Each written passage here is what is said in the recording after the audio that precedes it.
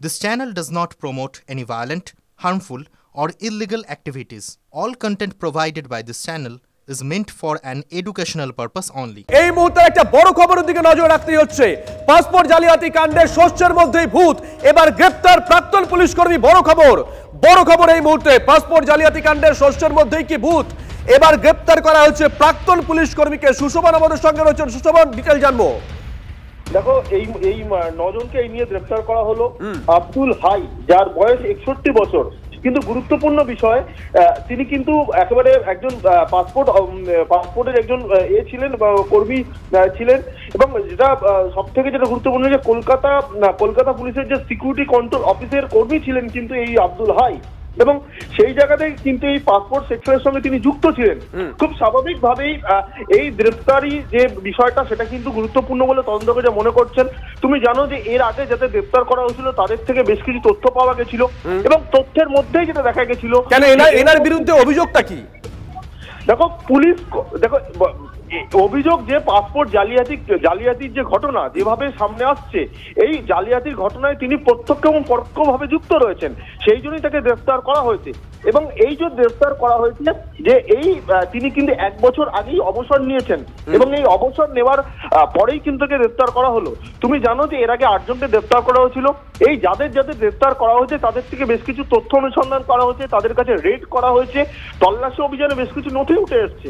সেই নথি দিয়ে কিন্তু যখন তদন্তকারীরা অনুসন্ধান করতে গেছে, তখন কিন্তু এই আব্দুল হাই, যিনি কিন্তু একজন পুলিশ কর্মী, যিনি গত বছর রিটায়ার করেছেন, এবং তারপরে কিন্তু তার নাম উঠে আছে, এবং এই কলকাতা পুলিশের সিকিউরিটি কন্ট্রোল অফিসের এই কর্মী ছিলেন, এই পুলিশ কর্মী। স্বাভাবিকভাবেই কিন্তু পুলিশ তখনই কিন্তু পুরো বিষয়টা ভালো করে জানার চেষ্টা করে, এবং তারপর সেখানে তদন্ত করতে গিয়ে আব্দুল হাই, 61 বছর বয়স, তার কিন্তু নাম উঠে আসে। এবং সেখান থেকে কিন্তু গতকাল রাত্রে কলকাতা পুলিশের যে একেবারে টিম সেখানে যায় এবং তল্লাশি অভিযান করে, তাকে জিজ্ঞাসা। অবসরপ্রাপ্ত পুলিশ কর্তারা গোটা বিষয়টা দেখছেন কিভাবে? অরিন্দম আচার্য এই মুহূর্তে আমাদের সঙ্গে রয়েছেন। অরিন্দম বাবু, শুভজিৎ রয়েছে, সুশোভন আমাদের সহকর্মী, যে খবরটা ব্রেক করলো, 8 জন এর আগে পাসপোর্ট জালিয়াতি কাণ্ডে গ্রেপ্তার হয়েছিল, 9ম জন প্রাক্তন পুলিশ কর্মী। কিভাবে দেখছেন বিষয়টা? আপনি নিজে একজন অবসরপ্রাপ্ত পুলিশ কর্মী। দেখুন, আপনারা যে খবরগুলো দিচ্ছেন, আপনি বলছেন পুলিশ কর্মী, এরপরে আপনারা দেখবেন সরকারের বহু জায়গায় তারা এই ফাঁদটা পেতে রেখেছিল, এবং এটাকে বলে হচ্ছে স্পাইডার্স নেট, মাকড়সার জালের মতো। এবং এই সমস্ত পুলিশ কর্মী থেকে সরকারি কর্মীরা কেন করছে? কারণটা হচ্ছে গিয়ে যে তারা অর্থের প্রলোভন প্লাস তাদের সাথে একটা লিয়াজও করে নিয়েছে। এইটা যে কত বড় ভয়ঙ্কর, এবং এক্ষেত্রে আপনি কি অস্বীকার করতে পারেন, আমি কি অস্বীকার করতে পারি যে এখানে যে ডিস্ট্রিক্ট ইন্টেলিজেন্স ব্রাঞ্চ যেটা, সেটা টোটালি ফেলিউর নয় কি? আপনি আমাকে বলুন তো, যে এই যে আজকে অ্যাকশনটাকে, এটা কি একদিনে হয়ে গেছে? দীর্ঘদিন ধরে তারা করছে। অর্থাৎ দীর্ঘদিন করার পর যেটা প্রিভেন্ট করার জন্য যে আমাদের সরকারি ইউনিটগুলো রয়েছে, তারা কি ঘুমিয়েছিল? কত লজ্জার কথা। আপনি আজকে সাধারণ মানুষ, আপনি বলছেন পাসপোর্ট জালিয়াতি। এই পাসপোর্ট জালিয়াতিটা হয় কি করে? ডিজিটালে এখন ইজিলি বেরিয়ে যাচ্ছে, কিন্তু করছে কি করে? করছে এই কারণেই যে কোনো বাধা পাচ্ছে না, without any short of interruption যা ইচ্ছা তাই করে বেড়াচ্ছে। অতএব এর জন্য আমি বলি, প্রশাসনকে কিন্তু আমরা দোষী করতে পারি, এইটু আমি বলতে পারি। ধন্যবাদ অরিন্দম বাবু। আমরা কথা বললাম অবসরপ্রাপ্ত পুলিশ কর্তা অরিন্দম আচার্যের সঙ্গে। সিজার আমাদের সঙ্গে রয়েছেন। সিজার, পাসপোর্ট করতে গেলে কতটা ঝক্কির মধ্যে আমজনতাকে পড়তে হয় আমরা প্রত্যেকেই সেটা জানি, যারা পাসপোর্ট করিয়েছি, এবং একটা প্রসেসের মধ্যে দিয়ে যেতে হয়। প্রথম থেকে আমরা প্রশ্ন তুলছিলাম, প্রত্যেকটা পদ্ধতির সঙ্গে যে দপ্তরগুলো জড়িত থাকে, তাহলে কি প্রত্যেকটা দপ্তরের সঙ্গে জড়িয়ে? সিজার, দেখো, অবশ্যই কোথাও যত তদন্ত এগোচ্ছে ততই কিন্তু মনে করা হচ্ছে যে সোর্সের মধ্যেই মূল ভূত লুকিয়ে রয়েছে। কারণ প্রথমে ধরা পড়লো পাসপোর্টের আঞ্চলিক যে পাসপোর্ট অফিস রয়েছে তার চুক্তিভিত্তিক কর্মী, তারপরে দেখা গেল ডাক বিভাগ, অর্থাৎ যে প্রসেসে এই পাসপোর্টগুলো ডেলিভারি হয়, ডাক বিভাগের 2 কর্মী এর সঙ্গে যুক্ত জানা গেল। এবং এখন দেখা যাচ্ছে ভেরিফিকেশনের ক্ষেত্রে, যেখানে পুলিশের একটা বড় ভূমিকা আছে, সেখানে পুলিশের মধ্যেও একটা বড় জাল ছড়িয়ে আছে। কারণ এখন পর্যন্ত এই ঘটনা প্রকাশ্যে আসার পর আঞ্চলিক পাসপোর্ট দপ্তর থেকে যে গত 1 বছরের সমীক্ষা করা হয়েছে নথিপত্র খতিয়ে রেখে, সেখানে দেখা যাচ্ছে গোটা রাজ্যে 430টার বেশি পাসপোর্টের ক্ষেত্রে ভুয়ো নথি জমা পড়েছে, এবং তার অর্ধেকের বেশি ইতিমধ্যেই কিন্তু পাসপোর্ট ইস্যু করা হয়ে গেছে। আর কলকাতা পুলিশের মধ্যে সংখ্যাটা 120-ও বেশি। কলকাতা পুলিশের মতো যেখানে পাসপোর্ট ভেরিফিকেশনের আলাদা সেকশন রয়েছে, আলাদা অফিস রয়েছে, দপ্তর রয়েছে, যেখানে অনেক বেশি এক্সপার্টাইজ রয়েছে, সেখানেও 120টার বেশি ভুয়ো নথি জমা পড়েছে, তার মধ্যে অর্ধেক সেখানেও পাসপোর্ট ইস্যু হয়ে গেছে। আর সেখান থেকে এটা স্পষ্ট, এর আগেই কলকাতা পুলিশের উত্তর কলকাতার একটি থানার এক অফিসার এবং এক হোমগার্ডের নাম প্রকাশ্যে এসেছিল। একদমই সিজার, আমরা দেখিয়েছিলাম, তুমি সেই খবর ব্রেক করেছিলে যে তদন্তকারী আধিকারিকদের আতশ কাচের নিচে একজন হোমগার্ড এবং পুলিশ কর্মী রয়েছেন সিজার।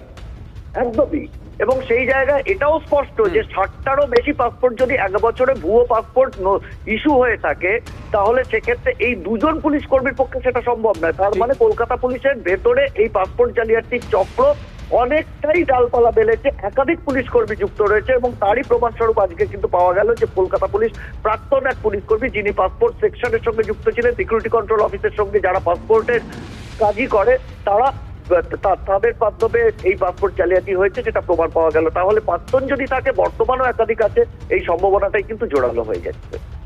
একেবারেই এই মুহূর্তের বড় খবর ব্রেক করলাম আমরা। এই মুহূর্তের বড় খবর, জগন্নাথ চট্টোপাধ্যায় এই মুহূর্তে আমাদের সঙ্গে রয়েছেন, বিজেপি নেতা। জগন্নাথ বাবু, নিশ্চয়ই আপনি খবরটা শুনেছেন কিছুটা। এর আগে আমরা প্রশ্ন তুলেছিলাম, একটা পাসপোর্ট করতে গেলে আমজনতাকে অনেকগুলো পদ্ধতির মধ্যে দিয়ে যেতে হয়, সেখানে আঞ্চলিক পাসপোর্ট অফিস থাকে, ভেরিফিকেশন করার জন্য পুলিশ থাকে, প্রত্যেকটা দপ্তরেই কি তাহলে জড়িত রয়েছে? এই প্রশ্ন আমরা প্রথম দিন থেকেই তুলেছিলাম। এই মুহূর্তে যে খবর আমরা ব্রেক করলাম যে এবার পাসপোর্ট জালিয়াতি কাণ্ডে একজন প্রাক্তন পুলিশ কর্মীকে গ্রেফতার করা হয়েছে, দেখছেন কিভাবে? পশ্চিমবঙ্গে কোনো কিছু জালিয়াতি হবে তাতে পশ্চিমবঙ্গ পুলিশ থাকবে না, পশ্চিমবঙ্গের শাসক দল তৃণমূল কংগ্রেস থাকবে না, পশ্চিমবঙ্গের নিচের স্তরের আমলা, বিডিও ইত্যাদি বিএলআর এরা থাকবে না, এদের যোগ পাওয়া যাবে এবং পঞ্চায়েত প্রতিনিধি, পুরসভার মানে তৃণমূল পাবেন, পুলিশ পাবেন আর লোয়ার লেভেল বিউরোক্রেসিকে পাবেন, এটা সব জায়গাতেই পাবেন। আরো একবার তো প্রমাণ হলো। কিন্তু অবসর নেওয়ার পরেও জালিয়াতি চক্র চালিয়ে যাওয়া, এই ঘটনা সচরাচর আমরা কম জানি। আপনাদের এই ব্রেকিং খবরের মাধ্যমে আমরা সেটা জানতে পারলাম। তার মানে শিকড় কতটা গভীরে ভাবুন।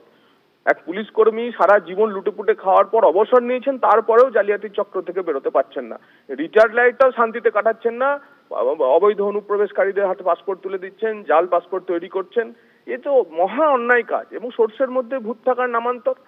আমরা বারবার বলছি, কোনোভাবেই একজন মানুষ জাল পাসপোর্ট পেতে পারে না যদি তার পুলিশের সাপোর্ট না থাকে। আমরা সাধারণ মানুষ পুলিশ ভেরিফিকেশনের জন্য আপনারা জানেন যে 500,000 টাকা গুজে না দিলে আমাদের ভেরিফিকেশন কমপ্লিট হয় না। যাদেরই পাসপোর্ট আছে তাদের এই অভিজ্ঞতা আছে, এটা নতুন করে বলার কিছু না, এটা দিনের আলোর মতো স্পষ্ট। 500,000 টাকা গুজে না দিলে আপনার ভেরিফিকেশন পজিটিভ যাবে না। তো যেখানে জাল পাসপোর্ট সেখানে রেট বেশি, তাই বড় মাথারা রয়েছে। আশা করব যে তদন্তকারী সংস্থা এত বড় একটি চক্র পশ্চিমবঙ্গের মতো সীমান্তবর্তী রাজ্যে করছেন, কেউ যেন রেয়াত না পায়। সে কেন্দ্রীয় সরকারি কর্মী হোক, রিজিওনাল পাসপোর্ট অফিসের লোক হোক, পলিটিক্যাল পার্সনস হোক, এবং দল নির্বিশেষে পলিটিক্যাল পার্সনস, এবং পুলিশ কর্মী হোক, বাকি যে কেউ হোক, কেউ যেন ছাড় না পায়। ধন্যবাদ জগন্নাথ বাবু। বড় খবর এই মুহূর্তে ব্রেক করছি আমরা। পাসপোর্ট জালিয়াতি কাণ্ডের শস্যের মধ্যেই ভূত, এবার গ্রেপ্তার কলকাতা পুলিশের প্রাক্তন কর্মী। পাসপোর্ট জালিয়াতি মামলায় উত্তর 24 পরগনা জুড়ে পুলিশের অভিযান। হাবড়া থেকে গ্রেপ্তার অভিযুক্ত প্রাক্তন পুলিশ কর্মী আব্দুল হাই। পুলিশ সূত্রে জানা যাচ্ছে, ধৃত প্রাক্তন পুলিশ কর্মী আব্দুল পাসপোর্ট সেকশনে কর্মরত ছিলেন। বিকাশ রঞ্জন ভট্টাচার্য এই মুহূর্তে আমাদের সঙ্গে রয়েছেন। বিকাশ বাবু, শুভজিৎ রয়েছি। বিকাশ বাবু, আমরা প্রথম দিন থেকে প্রশ্ন তুলছিলাম, পাসপোর্ট করতে গেলে অনেকগুলো পদ্ধতির মধ্যে দিয়ে যেতে হয়, তাহলে কি প্রত্যেকটা ধাপেই কেউ না কেউ এর সঙ্গে জড়িত ছিল?